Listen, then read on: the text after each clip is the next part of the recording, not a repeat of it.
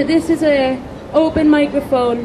We are providing an open platform here, as we do anytime we have a speak out against racism, and we invite all anti-racists to come and use this platform. This is our city centre. These are our streets. Use your voice to speak up, to speak out against racism. Even if you just want to say one or two sentences, even if it's the first time you've ever spoken, even if you want to speak in a different language because you're not confident in speaking in English, this is an open microphone. It is here for all anti-racists to use, so please come and use it. I'm going to introduce the next speaker now, Annie, who's going to talk about the situation of deporting underage children to Afghanistan, and also the situation at the moment where we have a war happening in Afghanistan, yet every week charter flights are being sent to Afghanistan because the British government, the Home Office, declares it a safe country. So I'd like to welcome Annie. Thank you. Hello. Before the election in May, we had many discussions in TICA, Tyneside Community Action for Refugees, about which of the parties would do anything against racism. And most of us were very clear that none of the parties would do anything to help black people in this country. The Labour Party over the last 13 years has shown that it is committed to deporting people. It denied asylum seekers the right to work, a right that was taken away from them by the government in 2002. It started to completely expand the system of detaining families, including children, using early morning snatch squads to snatch families from their homes and take them hundreds of miles across the country in caged vans to detention centres like Yarlswood, and single people were put in detention centres across the country, 10 of which were run by private companies for profit. So the Labour government in a number of ways showed whose interests it represented. While it went to war in Afghanistan, in Iraq, then at the same time it treated asylum seekers fleeing those countries appallingly. While it supported business contracts in countries around Africa, for example, companies like Aframex in the Congo and BA Systems that are involved in supplying many dictatorial regimes and rebel groups with high-tech military equipment, then at the same time it didn't give protection to women who had suffered the most awful physical and sexual abuse in these countries under the hands of these regimes that the Labour government was supporting. So we asked ourselves, what will change after the election? The Liberal Democrats seem to be promising an end to child detention and an amnesty for all. So we looked into this and we found out that their promises were no more than a con. The Liberal Democrats were actually saying that they were going to follow the amnesty proposal which had been put forward by Citizens for Justice, or People to Citizens, which actually involved giving papers to people who had never committed any crime in Britain, bearing in mind that to arrive here without papers is considered a crime in itself, and who could speak fluent English, bearing in mind that the Labour government has cut ESOL programmes, which means that it's become harder and harder for people to learn English as a second language, particularly for women, because if they've got childcare responsibilities, and there often are not childcare places so that they can take a place in college.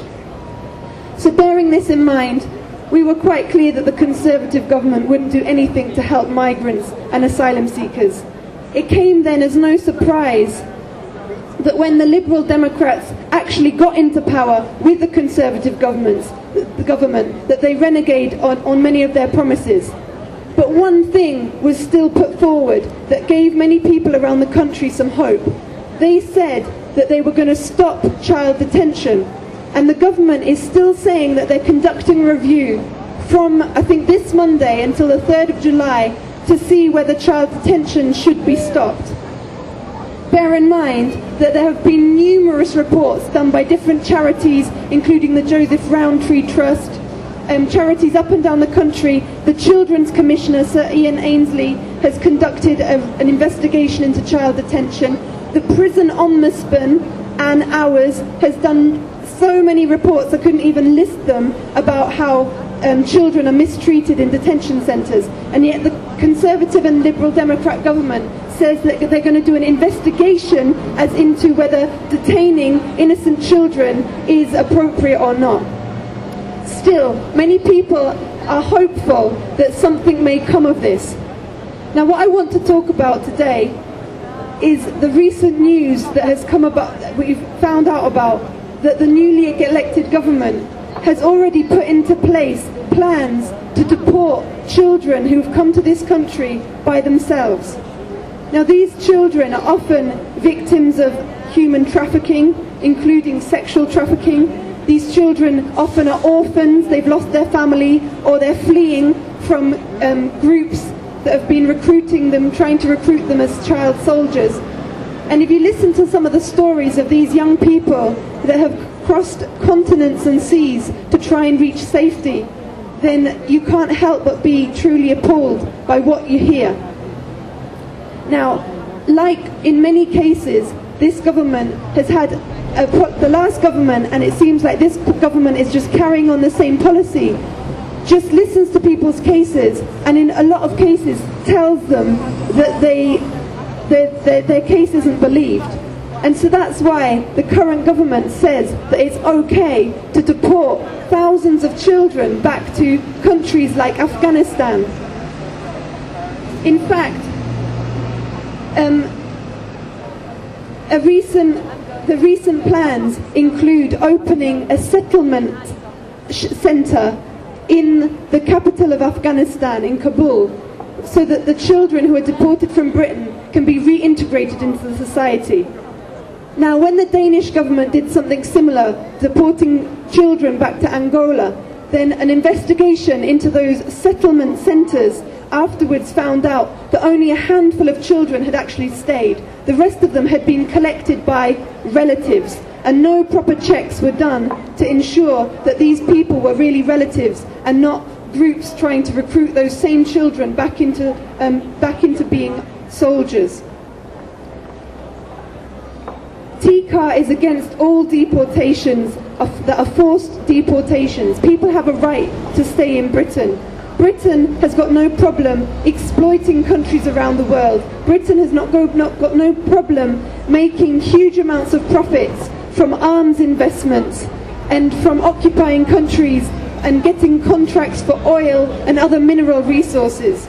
So while that is the case, then how is it fair to deny people access to Britain that are fleeing from those countries, or even people who want to better their standard of living by coming to Britain?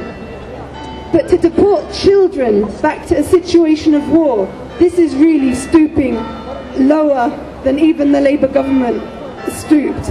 And we will be watching the government closely and organising demonstrations in solidarity with those Afghan migrants, those children who are going to be taken from their British foster homes or adopted families from their schools and deported back to Afghanistan, to a situation where the war is actually getting worse. More people are dying per week in Afghanistan this year than they were last year.